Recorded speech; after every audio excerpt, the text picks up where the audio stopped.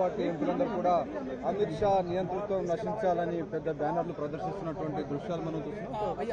ఈ ధర్నాలో కాంగ్రెస్ పార్టీ ఎంపీలు, ప్రియాంక గాంధీ అందరూ కూడా ఎంపీలు ఉన్నారు. ప్రధానంగా విద్యార్థుల పార్లమెంటు ముట్టడి సందర్భంగా చాలా మంది విద్యార్థుల పైన లాఠీ చార్జ్ జరపడం, బాష్పవాయువు ప్రయోగించడం, పెల్లెట్ గన్స్ ఉపయోగించడాన్ని నిరసిస్తూ పెద్ద ఎత్తున కాంగ్రెస్ పార్టీ ఎంపీలు బయట కాంగ్రెస్ పార్టీ ఎంపీలందరూ కూడా పార్లమెంటు బయట నిరసన వ్యక్తం చేస్తున్నారు. కాంగ్రెస్ ఇస్తిఫాదు అనేటువంటి నినాదాలు చేస్తున్నటువంటి డెఫినెట్ గా ఈ విద్యార్థులపై పెట్టినటువంటి కేసులు కానీ, అలాగే అర్ధరాత్రి విద్యార్థులను అరెస్ట్ చేస్తూ మరొకవైపు కేసులను ఉపసంహరిస్తామని వాగ్దానం చేసినటువంటి ప్రభుత్వం ఆ వాగ్దానాన్ని మర్చిపోయి మళ్లీ కేసులు పెడుతుందని కాంగ్రెస్ పార్టీ ఆరోపిస్తుంది. ఈ అంశంపైన ఇప్పటికే కాంగ్రెస్ పార్టీ ప్రతిపక్ష నేత రాహుల్ గాంధీ ట్వీట్ చేశారు. డెఫినెట్ గా ఈ అంశంపైన కాంగ్రెస్ ప్రభుత్వం ఆలోచించాలని, అలాగే అయోధ్య విరాళాల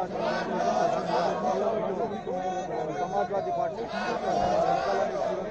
ప్రధానంగా అయోధ్య విరాళాలకు సంబంధించిన హుండీలను అక్కడ పెట్టి తమ నిరసన వ్యక్తం చేస్తున్నారు. సో విరాళాలు రాముడి కోసం విరాళాలు వేస్తే వాటిని కూడా చోరీ చేస్తున్నారు. కనీసం విరాళాలను కూడా రక్షించారు.